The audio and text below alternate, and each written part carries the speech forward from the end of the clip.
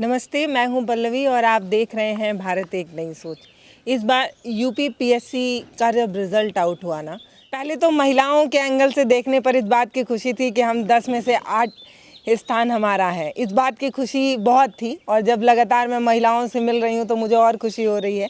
और बार बार जब भी इंटरव्यू शुरू होता है तो मैं ये वाला एंगल ज़रूर लाती हूँ, क्योंकि मैं खुद एक लड़की हूँ। तो मुझे ये बात बार बार बोलने में बड़ी अच्छी भी लग रही है, क्योंकि इस रिज़ल्ट को सिर्फ उन लड़कियों ने जिन्होंने परचम लहराया है उन्होंने ही नहीं देखा, जो गांव में और लड़कियां थी उन्होंने भी देखा। और आपका भी एक बैकग्राउंड गांव का है संदीप जी, पीछे हम लोग गाय देख भी रहे हैं। तो मुझे ये जो रिज़ल्ट होते हैं ना बड़े बड़े पेपरों के, जो कहते हैं ये कठिन पेपर माने जाते हैं, इसमें बहुत समय लगता है, 7-8 साल लग जाते हैं। एक स्ट्रगल टाइम तो होता ही है। जो बच्चे तैयारी कर रहे होते हैं उनकी जो पीड़ा है, वो जो बच्चे निकल जाते हैं उनको तो हम चमकते हुए देख लेते हैं, लेकिन जो फेल हो जाते हैं उनके बारे में कोई डिस्कस, ना कोई इंटरव्यू, ना कुछ, ना नहीं होती हैं, कभी नहीं होती। तो मैं आपसे संदीप जी, पहले तो आपको बहुत ढेर सारी शुभकामनाएं हैं भाई, आप 10वें रैंक पर पहुंचे हैं। क्या ये बहुत आसान था? ये एक सवाल। दूसरा, ये कैसे ये इतना भारी भारी रैंक कैसे ले आते हैं आप लोग? सर्वप्रथम पल्लवी जी आभार आपका शुभकामना हेतु। और पहला प्रश्न का जो 2 प्रश्नों में पहला जो खंड आपका है कि ये शायद आपने प्रश्न पूछा कठिन परीक्षा। निश्चित तौर पर जैसे सबको कठिन लगती है, मुझे भी कठिन लगी। शुरुआती दौर में कठिन ही लगती है, लेकिन जब आप चरणशः कदम सहा और जब आप इसमें आगे बढ़ते चलते हैं और एक निश्चित रणनीति के साथ आगे बढ़ते हुए जब इसके तीनों चरणों को पार करते हुए इंटरव्यू की परीक्षा पास करते हैं और उसके पश्चात में जब आपका अंतिम चयन सूची में परिणाम में अब आप सफल हो जाते हैं, तो वो कठिन परीक्षाएं आसान में तब्दील हो जाती हैं। जो पहले सपने हुआ करते थे अब वो मूर्त रूप ले लेते हैं, अमूर्त से मूर्त और साकारित होने लगते हैं। तब ये जो है उस छोर पर देखने पर ये आसान लगने लगती हैं। प्रायशः क्या होता है, जब प्रथम खंड प्रारंभिक दौर में हम जब तैयारी के होते हैं तो ज़रूर जो है कठिन लगती है। जैसे हम किसी ऊंचाई को एवरेस्ट पर जब चढ़ने के बारे में सोचते हैं तो शुरुआत में हमें ऊंची चोटी लगती है, कठिन लगता है, लेकिन सहस्र वलसा विवयम रुहेम, ऐसा भी कथन सत्य है कि जब वहाँ हम पहुँच जाते हैं तो सब सामान्य सा लगने लगता है। दूसरा खंड आपने पूछा कि ये भारी भरकम रैंक आप कहाँ से, तो हमारा मुख्य उद्देश्य ये नहीं रहता है कि मुझे प्रथम रैंक हासिल करना ही करना है। मेरा उद्देश्य जो था कि अपने मैक्सिमम अधिकतम आउटपुट को, अपने अधिकतम जो हमारी क्षमता है उस क्षमता का अभिव्यक्तिकरण करना है। तो इसमें मैंने अपने आप को संपूर्ण रूप से 100% जो मेरी क्षमता थी उसका दोहन करने का प्रयास किया। उस दोहन के क्रम में, मंथन क्रम में जो रस निकला, वो अगर 10वें रैंक के साथ अगर मैं इस परीक्षा को पास किया हूँ तो एक सौभाग्य कह लीजिए, ईश्वर का जो भी है। अच्छा, आपकी हिंदी बहुत अच्छी लग रही है, जो आप शब्दों को बोल रहे हैं, मतलब प्रोनाउंसिएशन अच्छा है, उच्चारण अच्छा है, सब कुछ। तो ये इंटरव्यू आपने हिंदी में दिया था पूरा? जी पल्लवी जी, मैंने इसका इंटरव्यू मेरा जो रहा है वो हिंदी माध्यम रहा है। अच्छा। और भाषा का जो स्तर है यही रहा है। तो मतलब एक ये भी है, मतलब जब हम इन परीक्षाओं को देखते हैं तो ये माना जाता है जो पैनल बैठा होता है वो इंग्लिश के बच्चों को ज़्यादा मतलब ज़्यादा सपोर्ट करता है, या इंग्लिश में जो इंटरव्यू चल रहा होता है उसमें अच्छे मार्क्स आते हैं। हिंदी वालों को या तो बहुत ज़्यादा ध्यान नहीं दिया जाता या थोड़ा कमतर आंका जाता है, ऐसा कुछ दिखा क्या? नहीं, ऐसा कुछ नहीं। मेरे साथ तो, कम से कम मेरे साथ तो ऐसा नहीं हुआ और मुझे ऐसा केस देखने को मिला नहीं, क्योंकि इसका प्रमाण है मैं ये मेरा 5वां इंटरव्यू होता है ना, इस बात को लेके हल्ला बहुत होता है। हाँ, इसमें चर्चाएं और विमर्श तो जरूर इस तैयारी के फील्ड में है, लेकिन मैं खुद इसका जिम्मेदार हूँ। मेरा 5वां इंटरव्यू था और 75, 71, 66 अंक हालांकि पहले इंटरव्यू मेरे 44 मार्क्स थे, लेकिन उसमें मेरी तथ्यात्मक और तर्क संगत गलतियाँ थी, उसके कारण से मुझे नंबर मिले। मार्क्स मुझे इंटरव्यू में अच्छे मिले हैं और मिलते रहे। हिंदी माध्यम, कोई हिंदी भाषागत समस्या नहीं आती है इंटरव्यू में किसी भी क्षेत्र में। आप बौद्धिक ईमानदारी के साथ अपने भाषा को, बौद्धिक ईमानदारी के साथ अपना अभिव्यक्तिकरण करें, तथ्य तात्विक तरीके से और तथ्यात्मक तरीके से, तार्किक तरीके से अपने विचारों को स्पष्ट तरीके से अगर इंटरव्यूअर के साथ, साक्षात्कारकर्ता के साथ आप रखेंगे, निश्चित रूप से अच्छे मार्क्स आते हैं, ठीक मार्क्स आते हैं। कई ऐसे अभ्यर्थी मेरे मित्र हैं जो ठीक मार्क्स लेकर आए हैं। जी। अच्छा, इस बार हिंदी में इंटरव्यू देने वाले बच्चों का ज़्यादा सिलेक्शन हुआ, इंग्लिश वालों का हुआ? नहीं, अगर संख्यात्मक दृष्टिकोण से देखा जाए तो अंग्रेजी माध्यम के छात्र जो रहे हैं उनकी संख्या ज़्यादा है। हर बार ऐसा ही हर बार ऐसा होता है। इसको हम लोग कैसे देखें? मतलब या तो आपका सिलेक्शन हो गया, आप खुल के ये बात नहीं बोलना चाहते कि दोहरा व्यवहार होता है? या तो फिर मैं ऐसे देखूं जो इस ये बच्चे जो आरोप लगाते हैं वो गलत बोल रहे हैं, इसको कैसे इसके देखा जाए? रूट कॉज की तरफ अगर मौलिक कारण की तरफ अगर देखने का प्रयास किया जाए तो हम ये कहना चाहेंगे कि जो संख्यात्मक दृष्टिकोण से जो पीटी पास करने वाले की संख्या होती है वो मेंस में अंग्रेजी माध्यम के छात्र ज़्यादा रहते हैं। तो अब इंटरव्यू में भी उनकी संख्या ज़्यादा रहती, और जब इंटरव्यू में उनकी संख्या ज़्यादा रहती साक्षात्कार में, तो निश्चित रूप से उनकी संख्या अंतिम चयन में भी ज़्यादा होगी। तो अंतिम चयन में उनकी संख्या ज़्यादा दिखने का ये एक बेसिक कारण इधर शुरू से ही रहा है। इस पर ध्यान दिया जाना चाहिए। अच्छा, अभी पिछले साल भी आपने कोई एग्ज़ाम निकाला था, मैं सही हूँ तो मतलब आप, मैं ऐसे समझूँ कि आपके हाथ में, दोनों हाथ में लड्डू है, अब आपको ये डिसाइड करना है कि कौन सा वाला खाना है। जी हाँ, 2021 का यूपी पीसीएस 2021 का जो परीक्षा परिणाम रहा है उसमें असिस्टेंट कमिश्नर कोऑपरेटिव के पद पर मेरा चयन हुआ था। और ये चयन नियुक्ति की प्रक्रिया अंतिम चरण में थी और मैं ज्वाइन ही करने वाला था 2-4-6 दिनों में। इससे पहले कि 7 अप्रैल को मेरा रिजल्ट ये आ गया और 10वीं रैंक के अगर आप साथ ज्वाइन कर लेते तो क्या फिर अगर ये रिजल्ट निकलता तो उसको छोड़ना आसान होता? जी बिल्कुल, अगर ज्वाइन कर लेते तब भी मुझे छोड़ना पड़ता है, क्योंकि एसडीएम जो मेरी एक ड्रीम था, सपना था कि एक जो उप जिलाधिकारी के रूप में अपनी सेवाएं जो है निचले स्तर पर दूं, तो वो सपने के रूप में सपने तो आपके ये नहीं थे, सपने आपके कुछ और तो थे। सपने सच्चाई बताइए, क्यों झूठ बोल रहे हैं? नहीं, सपने तो हाँ आप ठीक कह रही हैं, लेकिन अब संतोष के रूप में तो सपने के रूप में यही मानना पड़ेगा। और फिर जो प्रमोशनात्मक जो कहते हैं, प्रमोशन के तौर पर वो लास्ट में वहाँ तक पहुँचना, उस सपने तक पहुँचने में ही संतोष के रूप में ये अब कहा जा सकता है। जो मिला उसको जी जी स्वीकारना है। स्वीकार। अच्छा, अब एक मैं पूछूं तो ये मुझे लगता है कि थोड़ा दीर्घोत्तरी प्रश्न होगा। जैसे मुझे ये बताइए कि आज आपकी सफलता नज़र आ रही है, आप 10वीं रैंक पर हैं, इसके अलावा आपके पास दो सरकारी नौकरी तो कम से कम है। तो जो और बच्चे जो आपको देख रहे हैं, एक तो हमारे पास प्रेशर भी बहुत है, जो मैं और बच्चों से जो गांव में मिलती हूँ, या मैं दिन भर में कम से कम 8-10-20 बच्चों से ऐसे मिलती हूँ जो तैयारियां कर रहे हैं, तो उनका ये है कि हमें प्रेशर भी दिया जाता है, गवर्नमेंट जॉब चाहिए भैया, गवर्नमेंट जॉब चाहिए। आपके पास दो हैं, तो वो मेहनत बताइए मुझे, कैसे आपने कितने साल दिए, तैयारी का पैटर्न क्या रहा, मतलब पढ़ाई का बैकग्राउंड क्या रहा, कौन से स्कूल से आपने पढ़ाई की, हिंदी मीडियम वाले स्टूडेंट थे कि इंग्लिश मीडियम वाले स्टूडेंट थे? इसके लिए मुझे पहले बात करते हैं पढ़ाई, मतलब प्राथमिक शिक्षा आपकी हिंदी मीडियम में थी या इंग्लिश मीडियम? ये दीर्घ उत्तरीय प्रश्न आपका है, तो उत्तर थोड़ा सा मेरा लंबा रहेगा। मेरी प्राथमिक शिक्षा जो रही है वो सरस्वती ज्ञान मंदिर और एपी इंटर कॉलेज, जो कि मनकापुर में पड़ता है, पड़ोस में। और मैंने मेरे 12th की जो की परीक्षा उत्तीर्ण की है वो पीसीएम फिजिक्स केमिस्ट्री मैथ से पड़ोसी जनपद फैजाबाद से सरस्वती शिवदयाल जायसवाल सरस्वती विद्या मंदिर इंटर कॉलेज से किया है। ये इंटर तक की जो मेरी परीक्षा रही है वो हिंदी माध्यम में कंप्लीट रही है, शिक्षा पूरी हुई है। तत्पश्चात मैंने कंपटीशन की तैयारी की, आईआईटी की, और वहाँ मेरा सिलेक्शन अंतिम रूप से नहीं हो पाया, तो यूपीटीयू के थ्रू मुझे आईआईएमटी इंजीनियरिंग कॉलेज मेरठ से जो है मैंने बीटेक किया है, और कंप्यूटर साइंस एंड इंजीनियरिंग मेरा ब्रांच रहा। इसमें मेरी विधा जो रही है वो अंग्रेजी रही, इंग्लिश माध्यम से मैंने 4 वर्ष जो कि परीक्षा सामान्य तौर पर बीटेक की होती है वो कंप्लीट किया। तो हिंदी से इंग्लिश स्विच करने में प्रॉब्लम नहीं हुई? थोड़ी सी समस्या आई, लेकिन उसमें मैंने अपने आप को एडजस्ट और अपने आप को एडजस्ट किया, और अंग्रेजी में मैं बाद में सहज महसूस करने लगा। और सौभाग्य रहा कि मैं बीटेक का टॉपर रहा हूँ। टॉपर था इंग्लिश मीडियम में, हिंदी मीडियम में भी टॉपर था हाई स्कूल तक, और बीटेक में भी टॉपर रहा। उसके बाद में फिर मैंने जॉब किया 1-2 साल, फिर 2017 से मैं 6-7 साल के करीब मैं यहाँ से मुखर्जी नगर में जो कंपटीशन का हब बनाया था वहाँ पर 7 साल रह करके, और मैंने तैयारी की प्रक्रिया को प्रारंभ किया। जीएस में मैंने किसी कोचिंग संस्थान का सहारा नहीं लिया, स्वाध्याय के माध्यम से मैंने ये पूरी प्रक्रिया पूरी की। और उसमें मेंस में मैंने ऑप्शनल सब्जेक्ट मेरा दर्शन शास्त्र रहा है। ये पूरा जो मेरा माध्यम रहा है सब हिंदी माध्यम शुरू से ही रहा है, और दर्शन शास्त्र विषय में मैंने मदद ली। श्री अमित कुमार सिंह जी जो इग्नाइटेड माइंड से हैं, मेरा मार्गदर्शन किए हैं। इस तरीके से मैं यूपीएससी में शुरुआती चरण में मेरा मुख्य ध्येय और फोकस रहा, और मैंने मेंस की परीक्षा पीटी मेंस निकाल करके मैंने वहाँ तक पहुँचा। कुछ नंबरों से मार्क्स से मेरा चयन वहाँ पर नहीं हो पाया, और फिर पूरी तरीके से मैंने अपने आप मैं जो ध्यान लगाया वो पीसीएस, स्टेट पीसीएस में लगाया। तो इसमें मैंने 5 इंटरव्यू दिए और 6-7 मेंस लिखे। चौथे इंटरव्यू मेरा एसीआर कोऑपरेटिव के पद पर चयन 21 में हुआ, 22 में मेरा एसडीएम के पद पर 10th रैंक के साथ 22 में हुआ।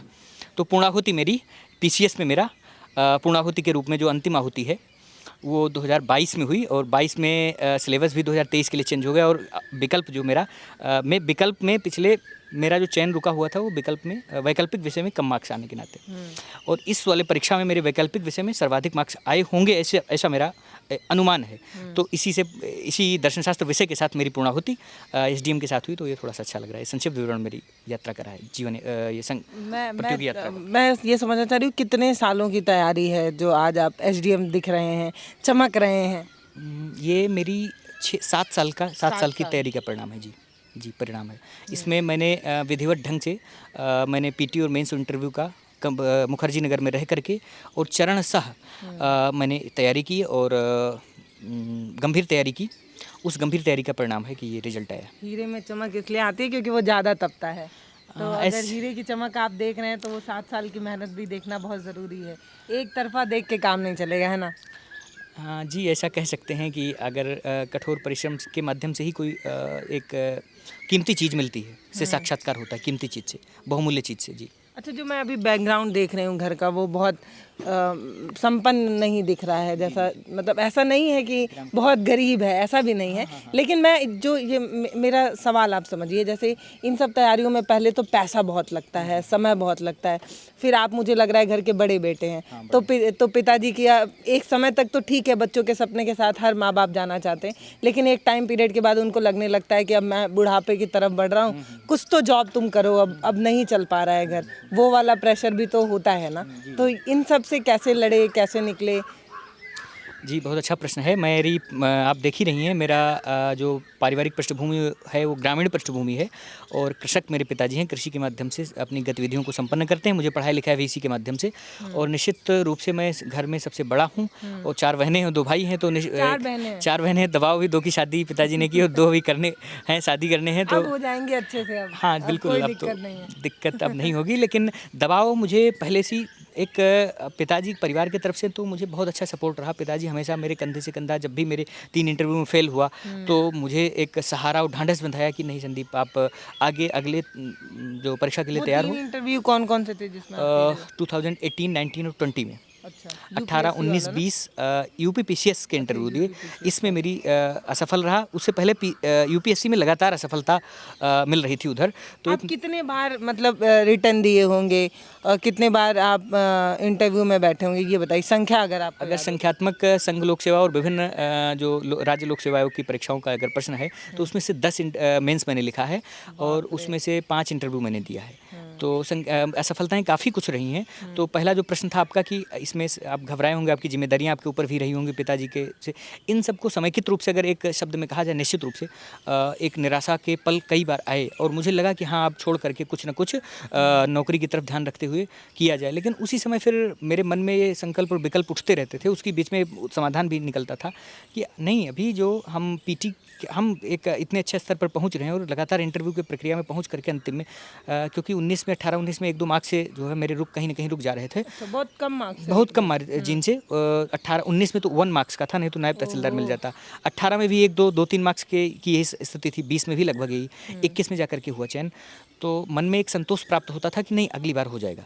तो ये कहीं ना कहीं आशा का किरण जो है, जब एक अंधेरा छाता था तो एक दीपक के रूप में एक और किरण जो है आगे सामने दिखाई देता था। तो इसी द्वंदात्मक स्थिति से उबरने में अधिक समय नहीं लगता था, और ये पूरी तरीके से तनुमय स्थिति हो जाती थी। मान लिए पिता कभी नहीं बोले होंगे, कैमरा घुमा के अगर पिताजी को दिखा दें तो ठीक है, मान लिए वो कभी नहीं बोले होंगे, लेकिन एक बड़ा बेटा होने के नाते आपको अपनी भी तो चिंताएं थी ना। मतलब जब बेटी की शादी हो रही है, आप पिता की उम्र ढलते देख रहे हैं, तो एक जिम्मेदार लड़के के नाते भी टेंशन होने लगती है कि इतने बार दे चुके पेपर, अब मतलब नहीं निकल रहा है, क्या करें क्या करें। नहीं, देखिए, प्रश्न तो आपका बहुत ही स्वाभाविक सा है, क्योंकि मैंने काफ़ी प्रयास किए थे, काफ़ी दिनों से तैयारी कर रहा था, और मेरे ऊपर जिम्मेदारियां भी थीं, लेकिन मेरे अपने ऊपर विश्वास था, आत्मविश्वास था, और आत्मविश्वास से पूरा भरा हुआ था। और मुझे निश्चित रूप से पता था कि मैं अंतिम रूप से चयनित होऊंगा ही होऊंगा, क्योंकि निरंतर मैं मेरे में जो भी अपनी कमियों को स्पष्ट रूप से मुझे पहचान थी, और मेरा विजन, लक्ष्य क्लियर था। मेरा आत्मविश्वास उच्च स्तर पर था। मेरे जो सकारात्मक जो पहलू थे वो मुझे भी एकदम स्पष्ट थे। मेरे चयन के रूप में कोई डाउट नहीं था। स्पष्ट था कि मेरा चयन अंतिम रूप से होगा ही होगा। इन अंतिम ठोस क्या नाम है आशावादी दृष्टिकोण के रहते हुए भी मैं कैसे मान लूँ कि मेरा चयन होगा ही नहीं, मुझे अन्य रास्ते अपनाने चाहिए।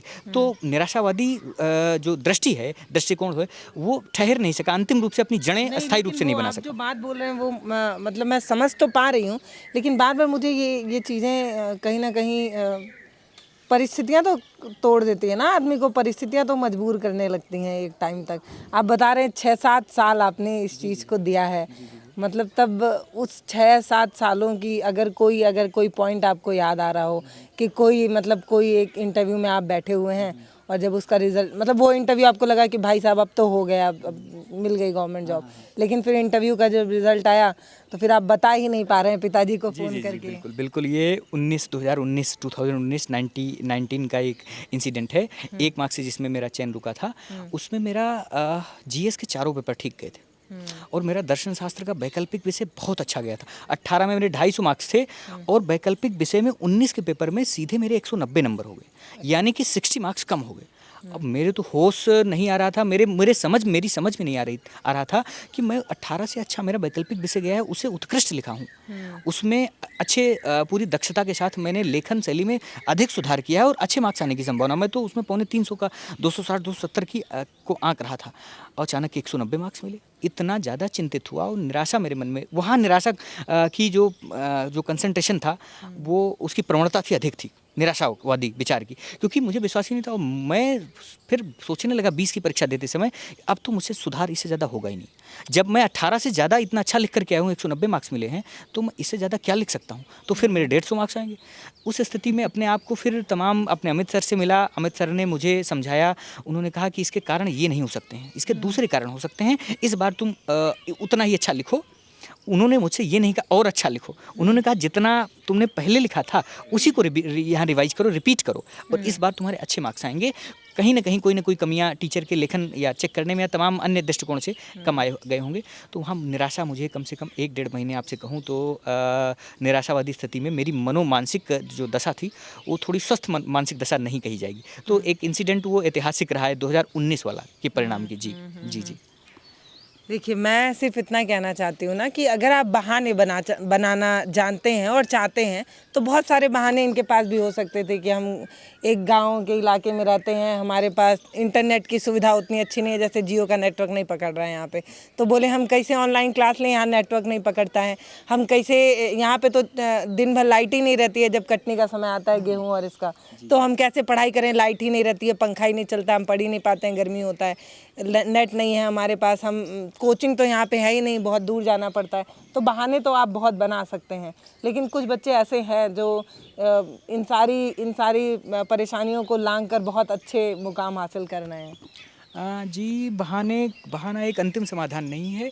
अगर कितने ना संसाधनों की कमी, ना कोई परेशानी, ना कोई दिक्कत, इंटरनेट जैसी एक छोटी सी बाधा जो कि बहुत समय के लिए, अधिक समय के लिए नहीं है, नहीं होती, ये सब बहानेबाजी आप स्तर पर आप रख सकते हैं। इन सब का सफलता से कोई ताल्लुकात नहीं है। संसाधन कहीं न किसी भी एक साध्य के लिए साधन बाधा नहीं बनते हैं। अगर साध्य स्पष्ट है, आपके अंदर आत्मविश्वास है, आपके अंदर जीवटता है, आपके अंदर आप कर्मठ हैं, आपके अंदर पूरी तरीके से आत्मविश्वास से लबालब हैं, आपकी जो ध्येय निश्रेयस है, आपका जो लक्ष्य है वो स्पष्ट रूप से झलक रहा है सितारे की तरीके से, स्वर्ण की तरीके से, स्वर्णिम आभा की तरीके से, तो आप उसमें आप जुटे रहेंगे, आपके अंदर अजीब तरीके से ऊर्जा रहेगी। और युवावस्था में तो ऊर्जा अपने आप में वैसे ही चरम अवस्था पर रहती है, तो उसमें आप उद्यम करेंगे। आप इतने मेहनत और सबकी बात कर रहे हैं, जी। और आप खुद ही पता नहीं कौन कौन से रत्नों को पहन रखे हैं, तो यानी कि आप इन सब में यकीन करते हैं, भाग्य और किस्मत पे भी। किस्मत भाग्य जो मेरे रत्न हैं, इस रत्नों में विश्वास का एक वैज्ञानिक कारण है। देखिए, आप दोनों तरफ जा रहे हैं, एक तरफ आप उधर जा रहे हैं। रत्नों का कारण ये है, इस रत्न कहीं ना कहीं ये रंगों का कारण है। आप के रंग में जो घड़ी आप पहनी है, या आप जो एक कपड़े पहने, इस कपड़े का रिफ्लेक्शन आपके मनोवृत्ति, मानसिक वृत्ति पर है। एक रंग का एक विज्ञान है, पूरी तरीके से रंग का एक विज्ञान है। इस रेज से अगर सनलाइट का रिफ्लेक्शन हमारे इस शरीर पर पड़ेगा, तो मानसिक वृत्ति का रंगों से गहरा संबंध। आप चटक रंग में, आप भगवा या विभिन्न पीला या येलो कलर के रंगों के बीच में आप रहेंगी, तो आपका मानसिक वृत्ति, मनोवृत्ति चटकीली रहेगी, कहीं ना कहीं उत्साहित रहेंगे, ऊर्जा से परिपूर्ण रहेंगे। ऊर्जा के रंग भी होते हैं। और डार्कनेस, काले अंधेरे में आप रहेंगे, आपको नींद आएगी, आपके डोपामाइन हार्मोन क्या होंगे, सक्रिय हो जाएंगे, एक्टिव हो जाएंगे। किस में? ब्लैक में। लेकिन येलो में आप सोएंगे, नींद नहीं आएगी। तो इससे इसका एक वैज्ञानिक संबंध है, तो आप ऐसा कह सकती हैं। जी बाकी पिताजी हैं, मैं आखिरी में उनको भी जोड़ना चाहूँगी। चाचा कैसा लग रहा है, बेटा जो है एसडीएम हो गया है? खुशी का ठिकाना तो है नहीं। बहुत अच्छा लग रहा है, बड़ी खुशी है। हाँ। अच्छा, ये 7 सालों में कई बार ऐसा लगा होगा आपको, जब मुझे पता चला भैया दिल्ली रहते थे, जी जी जी। तो कई बार तो ऐसा आपको लगा होगा कि साइकिल के एक पहिया हैं, आपके 2 लड़के हैं, एक बड़े एक छोटे, तो बड़ा वाला जो मजबूत पहिया है वो तो दिल्ली है। तो कई बार आप फ़ोन पे बोलते होंगे भाई परिस्थिति बहुत ख़राब है, वापस आ जाओ, बेटी की शादी की तैयारी करनी है। चाचा के आँख में आंसू आ रहा है, ये होती है पिता की मजबूरी, जो कह नहीं पाते हैं कई नहीं बार। नहीं नहीं, ऐसी बात नहीं है। ये थोड़ा कुछ लोगों की प्रवृत्ति होती है, मेरी थोड़ी भावुकतापूर्ण प्रवृत्ति है। ऐसा जैसा आपने कहा, हाँ जी, ये ऐसी स्थिति कभी नहीं आई। तो फिर आप क्यों इतना भावुक हो ये गए? ये लगभग खुशी के आंसू हैं। पूर्व बहुत दिनों से मेरी ज़्यादा खुशी में और ज़्यादा कष्ट में भी, दोनों में ये कहिए मर्द बोल नहीं सकते हैं अपनी कमजोरी। नहीं नहीं नहीं नहीं नहीं नहीं, ऐसी बात नहीं, नहीं ऐसी बात। पता है, औरतें तो रो भी लें कभी कभी कभी। नहीं नहीं, आप सुना, हमारी भी बात तो सुने। हाँ, हम सुन रहे हैं। बिल्कुल नहीं। हाँ। है ऐसा, कुछ लोगों की ये प्रकृति प्रदत्त है, कुछ लोगों का प्रकृति प्रदत्त है। ये बिल्कुल है कि भावनात्मक, वो जो ज़्यादा भावनात्मक हो जाते हैं। मेरी बिल्कुल शुरू से ही है कि ज़्यादा कष्टों में, ज़्यादा खुशी में ये ऐसा आ जाता है। तो कष्ट, लेकिन कष्ट सहने की क्षमता प्रभु ने बराबर दिया है। ये कभी अब आपसे कह रहा हूँ, ये ऐसी स्थिति जैसा आपने कहा कि जब वो नहीं निकाल रहे थे कि ऐसी स्थितियाँ की पढ़ने क्या होगा, ऐसी स्थितियाँ कैसे शादी होगी, क्या ये कभी मेरे शादी वाली तो बतिए नहीं किए चाचा। चाचा बता रहे हैं शादी वाला भी दिखाइए भैया, आपका बाल गायब हो रहा है, मतलब शादी की चिंता हो रही है। शादी की बात शादी नहीं, बहुत विशेष इनकी शादी की बात नहीं। आपने ऐसा कहा है कि परिवार बहू के लिए कितना दहेज चाह रहे हैं? नहीं, परिवार की थोड़ा बताइए, बेटा एसडीएम हो गया, दहेज कितना लेंगे? दहेज की कोई जरूरत नहीं है, कोई आवश्यकता नहीं है। ऐसे तो सब बोलते हैं, नहीं, मन में होता नहीं, है। बोलना अलग, स्कॉर्पियो लेके आए नहीं, बोलना अलग है। पूर्व से ही मेरा संकल्प रहा है ये कि बगैर दहेज की शादी, और शुरू से ये भी हम भी जुड़े हैं, हम बहुत कम, ये भी गायत्री परिवार से जुड़े हुए हैं, और बिल्कुल दहेज विरुद्ध शादी की जो है विचार या पूरे अच्छा, आप इमोशनल इंसान है, बता रहे हैं। तो जब भैया कभी असफल हो जाए, या कई इंटरव्यू में बैठे हैं, 1-2 नंबर से रुके हैं, तो मान लीजिए वो फ़ोन पर बताते हो और बताकर वो फ़ोन काट देते हो, आप कमरे में तकिए में ऐसे सिर रख के रो रहे हो? नहीं, ऐसा कभी नहीं आया। थोड़ा इसका मैं, एक तो हमारे गाँव में एक उदाहरण है, पूर्व में एक लड़का और बहुत पहले पीसीएस की तैयारी कर रहा था, तो वो 2-4 बार बैठा, वो भी सफल नहीं हुआ, तो इलाहाबाद में वो इस समय कोचिंग चला रहा है। तो एक उदाहरण मेरे सामने गांव का ही प्रस्तुत था। और दूसरा, जब ये देख लेंगे इंटरनेट, तो इस पर तमाम देख रहा हूँ कि 7-7 बार, 8-8 बार, 10-10 बार जो है फेल हो रहे हैं। जो इंटर में एक IAS हुए हैं, इंटर BA हाई स्कूल में, इंटर में वो फेल हो गए थे, 3rd ईयर थे, और उसके बाद वो भी ये मोबाइल में, तो इससे और ढांढस बंधा, इसका जो है ढांढस बंधा कि ऐसी बात नहीं। और ये कभी मेरे दिमाग में, ये बार बार मैं कहता रहा कि आप तैयारी रहिए, आप अपना कर्म करते रहिए, फल देने वाला भगवान है।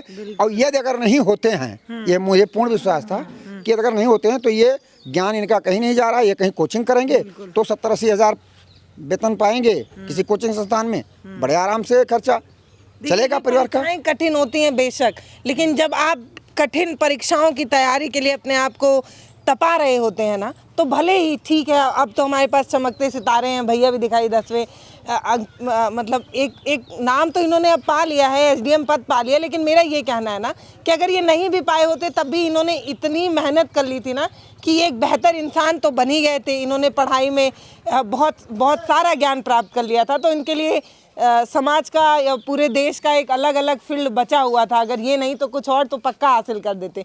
तो इसीलिए मैं कह रही हूँ कि ऊंचे रेस के घोड़े बनिए, तो अगर आप मंजिल तक नहीं पहुँचेंगे तो कहीं ना कहीं ज़रूर पहुँचेंगे। इसीलिए बार बार कह रही हूँ, मेहनत करिए, और ये सब जो परेशानियां हैं ना, वो आपको मजबूत बनाने के लिए ही हैं।